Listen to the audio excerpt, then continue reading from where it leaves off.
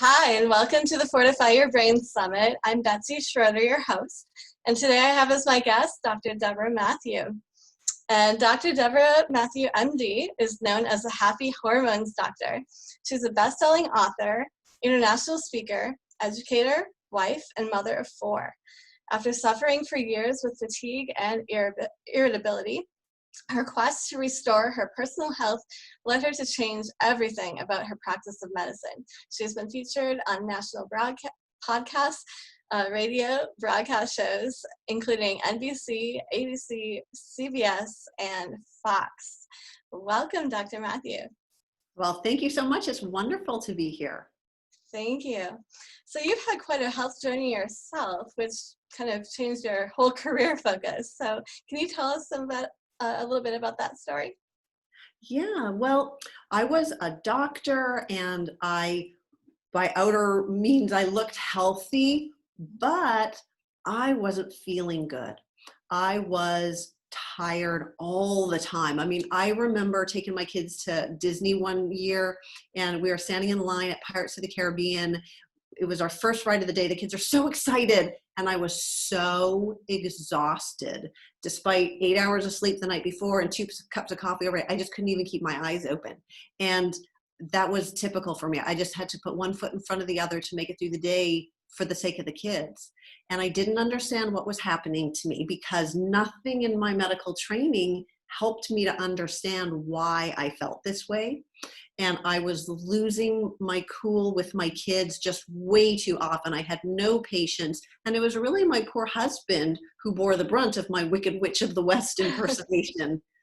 And I'm really fortunate that he's a patient guy, but at some point he kind of started to get fed up with me. And one day he came across a book that he really thought I ought to read. And it was a book that was written by Suzanne Summers about women's hormones. And you know, you can imagine that medical doctors don't like to get their medical information from celebrities, right? I just looked at him and said, "You've got to be kidding." But he looked at me and said, "Well, honey, we've got to do something."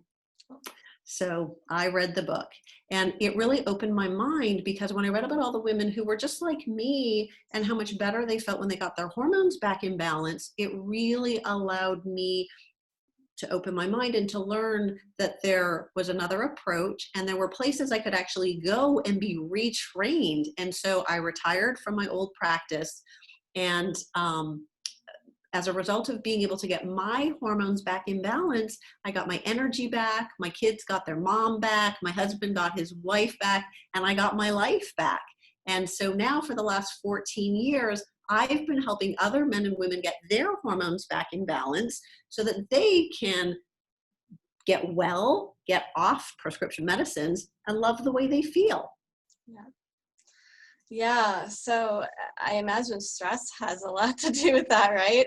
How does that, how does stress play into that? How does it get in the way so that our hormones are not so happy? Stress is one of the biggest causes of hormone imbalance for women and for men.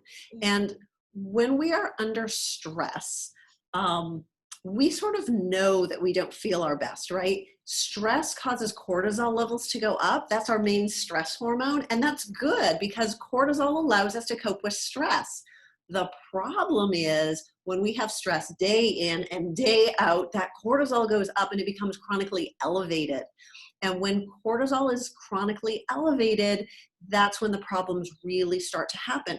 Because cortisol has a lot of jobs. Your stress hormone, cortisol, it helps to regulate your sleep and wake cycle and your blood sugar balance and your immune system, and it helps to balance out your hormones. So when cortisol is off, it knocks the other hormones out of whack, and you can end up with a whole bunch of symptoms. And you know, what I find a lot is that women especially, you know, they'll know that they don't feel good, right? They're not sleeping well, or they're gaining weight, or they're bloated, or, you know, brain fog, all kinds of symptoms. They know that something is wrong. They don't feel right, something is off, so they'll go to their doctor to complain.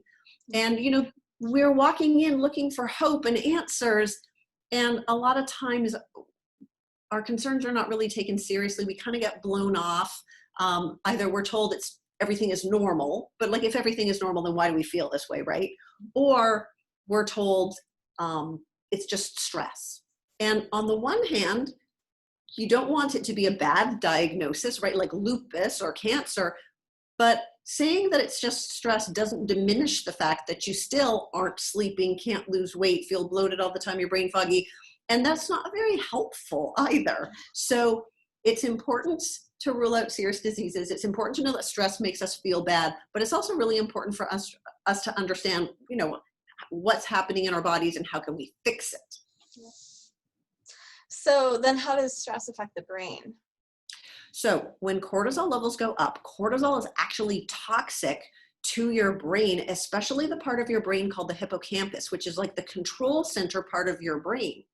And chronic stress literally shrinks your brain over time. It ages us prematurely. And that hippocampus is really important for our short-term memory. So, a lot of people have had the experience that they're like super stressed. Maybe you're in an exam and you read the question and you realize you forgot to study that part and your brain freezes. Or, I don't know, your kid is missing and you're panicked because you can't find your kid and you want to call somebody, but you can't think of their phone number in that moment. Like your brain freezes and it just doesn't function properly. And so that's the effect of stress hormones on our brain. And it's very significant. Wow. So memory, what happens? Like, what are some, you don't react as quickly coming up with people's names. What else can happen?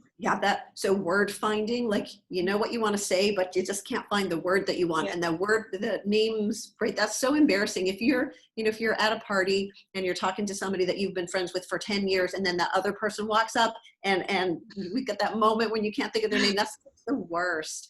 But it's also like, your husband tells you something and you have like no recollection that he did. And so a lot of times what ends up happening is we're real stressed because we're really busy, working moms, or maybe you got kids, or, there's lots of stuff going on and you're trying to juggle all these balls. And when you're stressed, you can't keep track of everything and you start forgetting, kind of important things, you don't get the bill paid in time.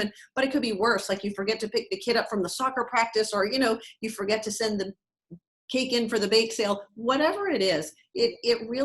It's scary when your brain's not quite functioning on all cylinders, and we can't help it, right? We start to worry that this is like the early sign of Alzheimer's. Yeah. When you are 16 years old and you walk out of the mall and you can't remember where you parked the car, you kind of think it's funny. But when you're, a little older and you walk out of the mall and you can't remember where you parked your car, it's kind of worrisome. Yes. So what other ways does stress affect the brain? What happens? Well, it also has really important impacts on our mood. So cortisol affects different neurotransmitters in your brain. These are the chemistry that in your brain. So serotonin in particular is the brain chemical that's responsible for peace and joy. So we want to have enough serotonin. But when you are under a lot of stress, that cortisol interferes with serotonin levels. It interferes with the serotonin receptors on your cells so that you can feel the serotonin. And it is really common for it to affect our mood. So we know that people who have severe depression, that is associated with changes in cortisol levels. And sometimes it's a chicken and the egg. Did the depression cause the cortisol problem? But a lot of times it's the cortisol problem likely caused the depression. And anxiety is really common too, because cortisol is like long-acting adrenaline, right? Like if the house is suddenly on fire, we get this burst of adrenaline instantly, but adrenaline doesn't last long, just a few minutes, and it gets replaced with cortisol. So cortisol is like long-acting adrenaline. So if you are constantly under stress, it's like you're constantly in this fight or flight response. You got all this adrenaline going through your system. And if you had to stop and think about how that feels, right? You feel like overly alert and your heart is sped up, and a lot of the things that we feel sound a lot like anxiety. And so people often, go through their day feeling kind of wired and edgy and nervous and heart racy. And what ends up happening is it could be physiological. So there's too much cortisol. It's making these things happen. but our brain will search for, why do I feel this way? Why do I sense danger? And we will always find something to worry about. Goodness knows right now, we got lots of things to worry about. So sometimes being worried about something can cause your heart to start racing, etc. But sometimes these physiologic changes can cause physical changes in your body that you feels like anxiety, and your brain will find something to worry about. Wow. So we've got memory and then our mood. And does something like, those sort of rage episodes, does that tie into that as well? So it can. So you can imagine, right? If you are, it's kind of in two ways. If you've got all this extra adrenaline and you're on edge, it's easy to, kind of blow up when something goes wrong or lose your cool really quickly. But the other thing is cortisol is the hormone that is supposed to help you cope with stress. When your cortisol is not right, either because you're no longer able to make enough or because you're already maxed out, you've got nothing extra to give. And now everything, falls apart. You have one of those days, you get a flat tire, you lose your car key, like everything goes wrong. Yeah. You got nothing left to give. It's so hard to cope. And so, on the one hand, you may find that you are just losing it. Little things just throw you right over the edge. And the other way that we can sometimes feel is just overwhelmed and burnt out to the point where you really just want to crawl back into bed and pull the covers over your head and make it all go away because it is just too much to deal with. Yeah. And the really sad thing here is, I bet a lot of people listening are going to relate to this. A lot of times we feel like overwhelmed, burned out, exhausted, but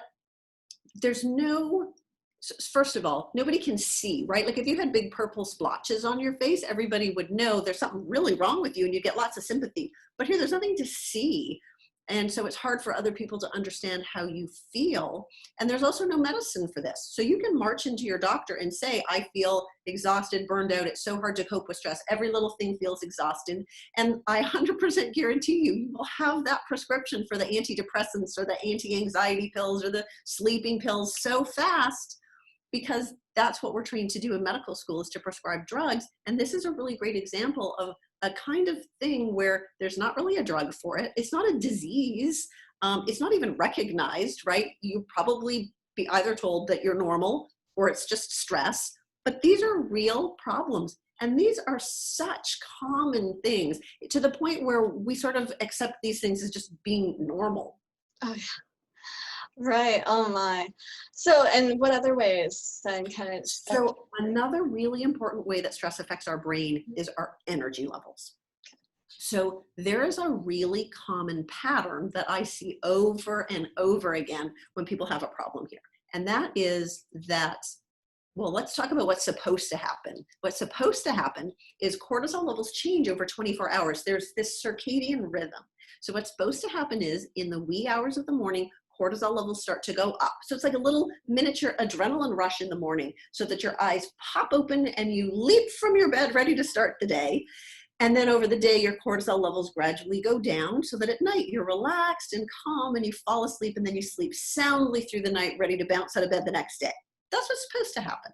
But what often happens is that cortisol does not go up the way that it's supposed to in the morning. And so you end up pressing the snooze button a few times, dragging your butt out of bed and dragging over to the coffee pot, because caffeine boosts cortisol levels in your brain so that you can start to function more like a human being. So it's often hard to get going in the morning. But once you get going, then okay, usually you're like, okay, you keep moving, things are fine until somewhere around 2, 3 o'clock in the afternoon, and then everything kind of dips. And I know that we got this pandemic going on right now, but that coincides with the carpool pickup line at school. So there's this whole nation of moms in the pickup line trying to stay awake and trying to keep their eyes open. And it would be so embarrassing to rear end the car in front of you at 1 mile an hour in the carpool pickup. But that afternoon dip is a thing, right? You need coffee, you need, sugar, like something to get you through till supper. And it's typical that like you better by supper time. And early in the evening, like 7:30 or so, you're sitting on the couch and nodding off, and it's kind of too early to go to bed, but you're just so tired. And then for a lot of people, if you stay up late enough, then like 10 o'clock, now you got a second wind and your brain is awake and you're getting stuff done. But then of course you can't fall asleep. And even when you finally do fall asleep, you probably don't sleep soundly through the night. You wake up at 2 a.m. or at 4 a.m. and then the darn alarm clock goes off and you just can't get yourself out of bed. Oh, And no. so that is so common. I hear that like literally every day.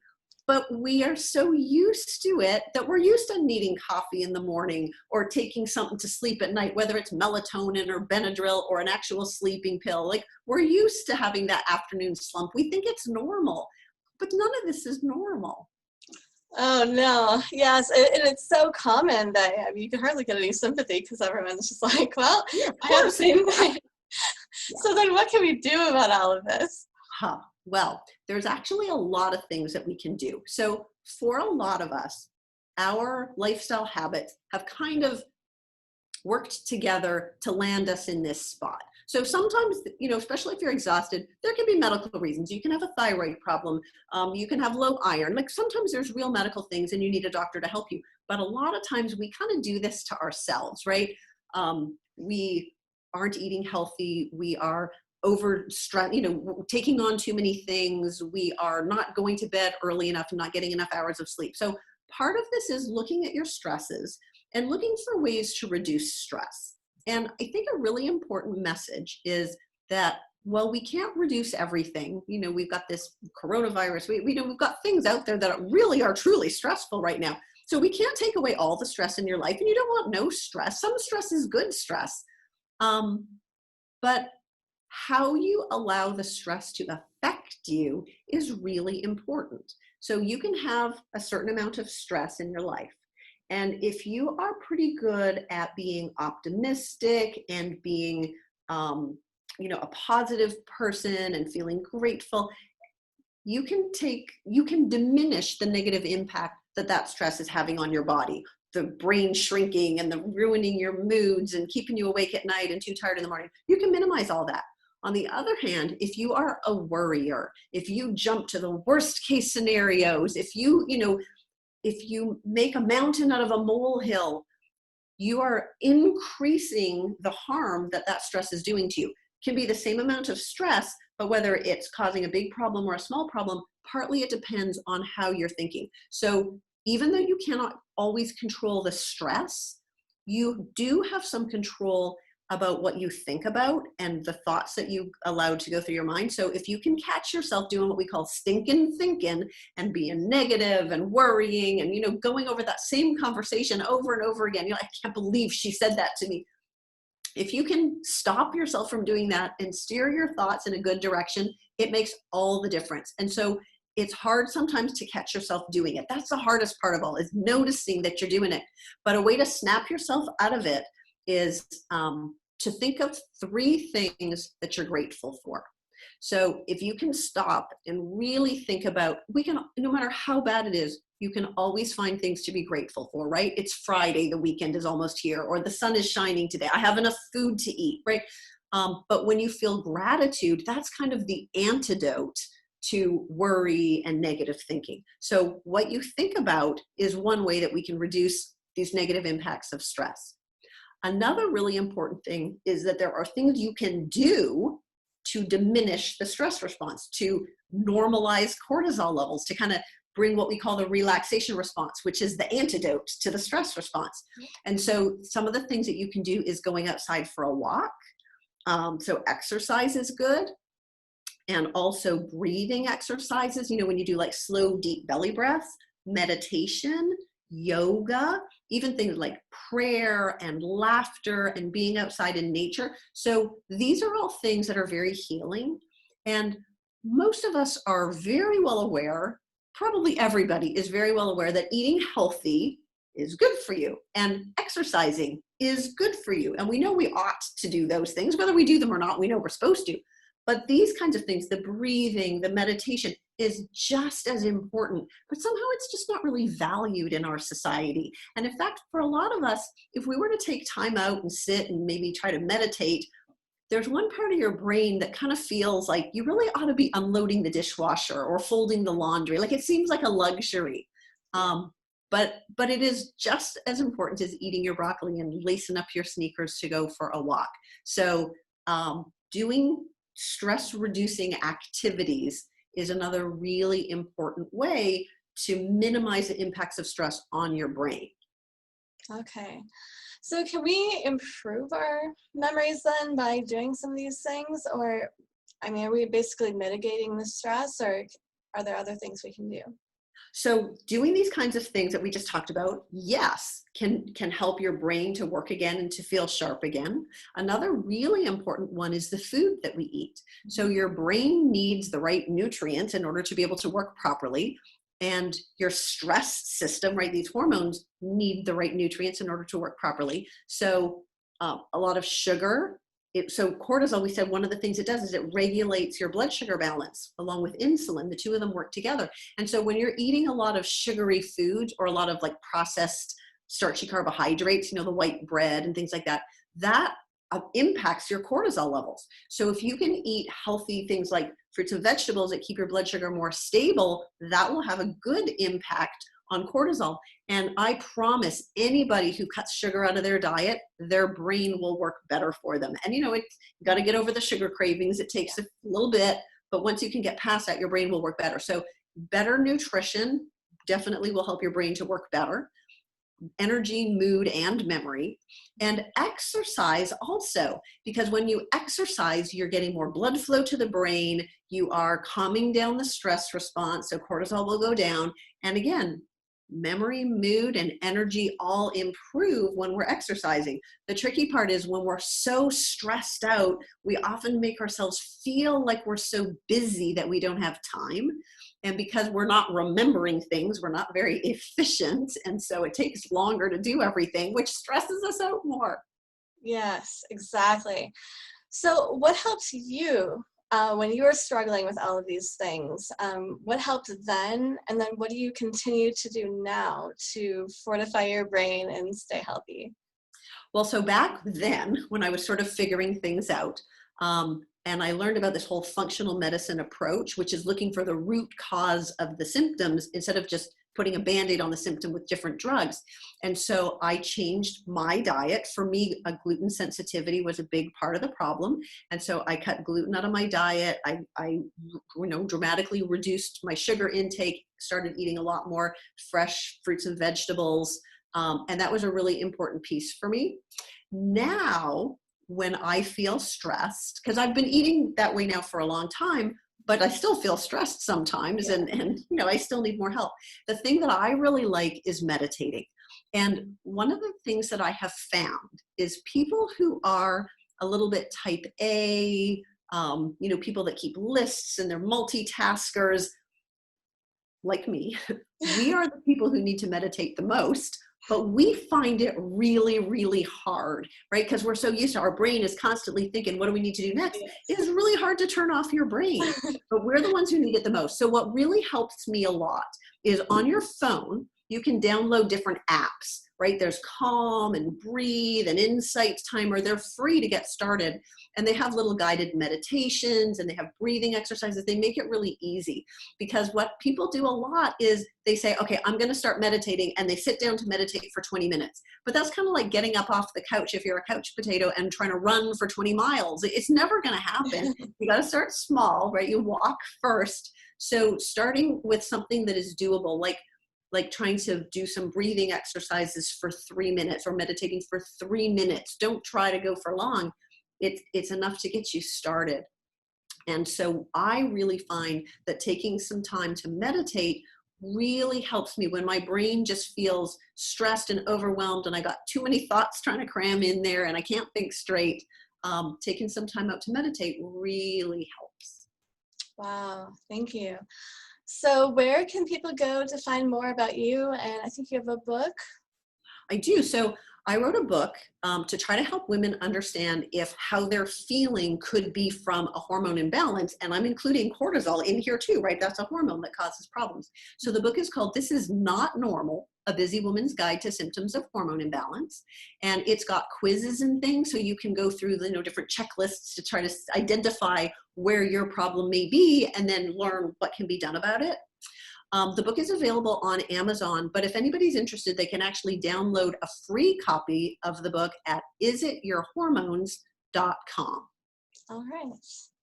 Okay. And then you have a website as well. The website where it talks more about how I practice is called signaturewellness.org. Okay, well, thank you so much for your time today.